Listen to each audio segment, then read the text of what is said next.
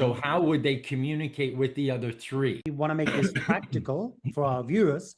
Are there particular exercises? For example, so if someone wants to become a coach, but they feel like they're not strong enough in their S aspect, what exercises can they do to strengthen that S aspect? Well, the first thing, it's not the strengthening of the S. They are already an S. What they have to learn is the D, the I, and the C. So how would they communicate with the other three? And so D's, and like I said earlier, 78% of communication is nonverbal. So an S, when he's talking to a D, would have to lean forward. The body language is more forward.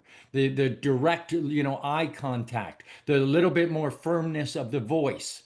And that way a D would respect them more because they hear that body language is more assertive to them. Because S's typically tend to be, they're more reserved, they're introverted, and they think, okay, talking to a D when they're very forceful, if I talk in my language, the D is not going to be sold. He's not going to want to be coached by you because you're not assertive enough. Makes sense. What about an I? How would you adapt as an S for an I? Eyes are very interesting people. They want to be liked. That's the main thing. So eyes wanting to be liked, they like to do things the fun way.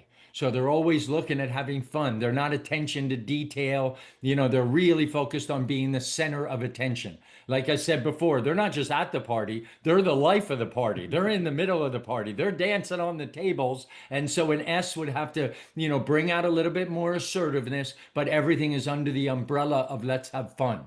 And what about the C's? The C's are very interesting also in that they are not people oriented, they're task oriented, but they're very reserved and quiet. So they like to do things, very attention to detail. Usually accountants, engineers, people like that are C's. So they in fact do want the details.